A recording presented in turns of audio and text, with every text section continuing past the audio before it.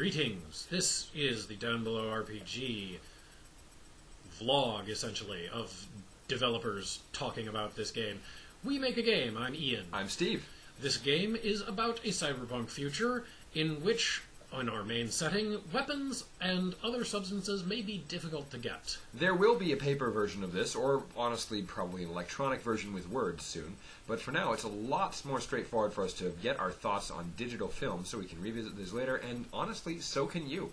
Digital film is easy to get, but some technologies are illegal. Let's talk about those. Alright, so this is cyberpunk, and let's be honest, all of us like conflict.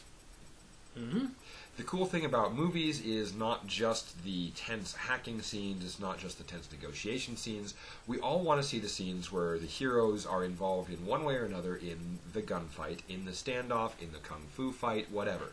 We don't necessarily want to show about the heroes that do the butt kicking. Some of my favorite ones have the heroes whose main job is how do they get out of the situation. There's a ramble I could go on about car chases and about how in the classic days of cinema a car chase was about the acrobatics that you went through to avoid taking damage, whereas in the modern cinema it's how much carnage can you wreak during the chase. Terminator 3 comes to mind, where it culminates in, so spoiler alert, a fire truck taking out multiple high-rises just trying to catch our protagonists. But one way or another we enjoy conflict. This is perhaps a little incompatible with some of the stuff that we've said before, or it would seem incompatible about the controlled nature of weapons, firearms, and other cyberpunk staples in the Downbelow setting.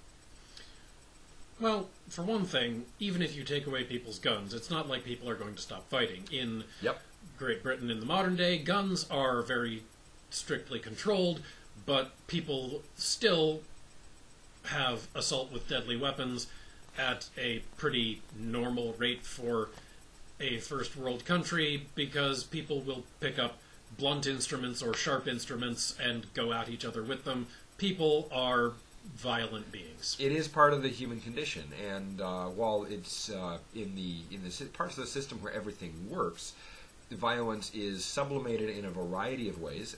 Some of those ways are actually being sublimated by shooting galleries. Some are sublimated by a lot of people in the system to do study various martial arts and physical fitness routines, and that helps work out a lot of violent impulses. But these options aren't directly available to the people who are struggling at the bottom. And therein lies one of the issues. When you have to fight for your space, you tend to do a lot of fighting. Some of this is physical, some of this is mental, some of this is social fighting, but there tends to be a lot of conflict to maintain a precarious position instead of falling further down below.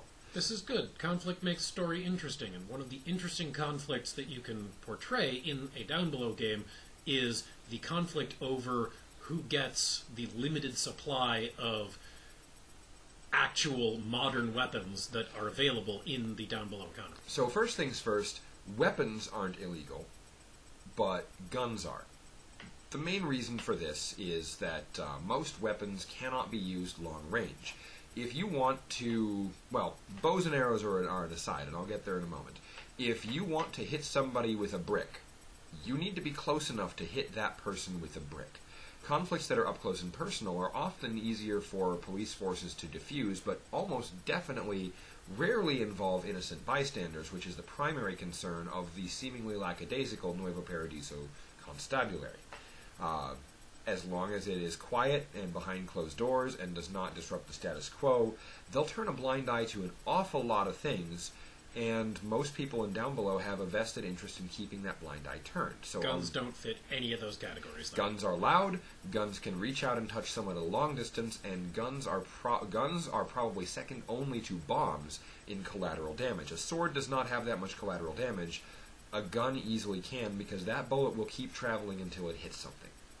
A bow and arrow probably won't get in trouble unless the police see you setting up on a rooftop with it. Yep. Whereas a gun inherently has problems.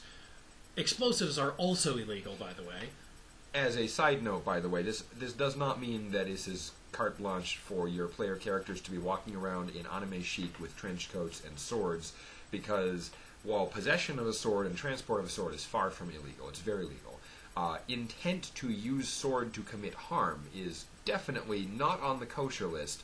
And if you're walking around looking like you're going to be stabbing somebody, that's going to attract attention, at the very least get people noticing you. And see previous discussions about the ubiquity of surveillance. If you get noticed, then that flags the video, then that means there's less chance of your action going unnoticed because it's part of normal things happening. You can probably get away with walking around with a sword if you're a Yakuza sub-boss in Yakuza territory. Right. But other than that, probably not. Now, all of this, despite me harping repeatedly on the fact that on Nuevo Paradiso guns are illegal, explosives are illegal, etc., they're not definitely difficult to get, because when people want a thing, a market for that thing will happen. There's supply and demand at its finest. Where the demand is, the emphasis on creating the supply will be.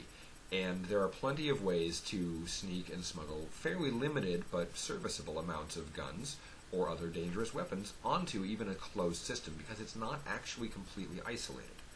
So now, getting any of these illegal things should be something that is a conflict in the story. It should be something correct. where you have to try to do it, and you probably will face some situations where you might fail.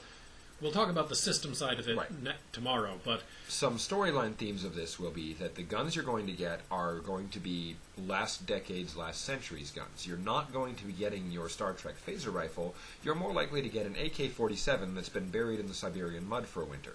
It still works, but nobody wants it, which means it's much easier for people to get their hands on it in a very cost-efficient manner. And if you do end up getting your hands on something hyper-modern, somehow it is the culmination of a story arc and probably a very bad thing, with initial caps on very bad and thing. Mechanically, this will interact with the right tool, right job bonus in a very unique way, and we'll get to that again tomorrow. But what this means is that players looking for guns, players looking for specific weapons, they're not likely to go into the local Cabela's or the local, honestly, even the local Walmart and show their firearm ID card and say, I want to buy this gun, sign me up, here's the waiting period. You're a Downbelow dweller, you probably don't have any of those things. We're talking about how pretty much every visit to the gun store is going to be a visit to the gun guy, who is going to say, here's what I have in stock, here's what I can get, if you want something else it's going to take a while, and here are the favors for me that you can do, which means that a simple shopping trip becomes a major plot hook for people who want to get something that is illegal, and that is done on purpose, because everything should be interesting if it has a chance to be on screen. And quite often what he has in stock is going to be nothing. What he can get is, well, here's the crate I think I'm going to come by next week. Yep. So, before we close today, I'd like to talk briefly about one other thing we haven't touched on.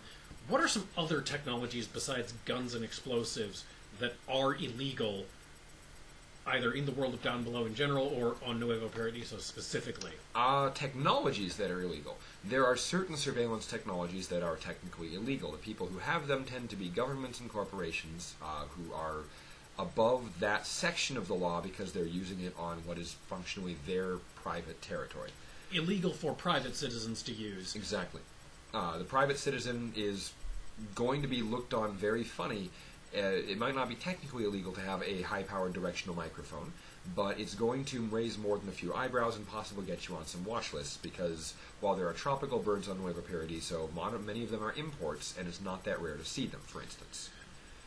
And while it is not illegal to own certain flying vehicles of a personal nature, right, it is illegal to fly them in a lot of places around Nuevo Paradiso. So the thing about illegality, most of the time today has in fact been spent on guns, but the big thing about illegality in Nuevo Paradiso is controlled substances are generally, substances and technologies, I should say, are generally technologies that for a private citizen to be using in Nuevo Paradiso would probably be for nefarious purposes.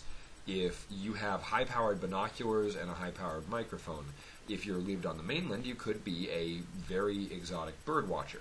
If you live on Nuevo Paradiso, chances are if you're not traveling through here to get to the rainforest, you are planning to use that to spy on someone.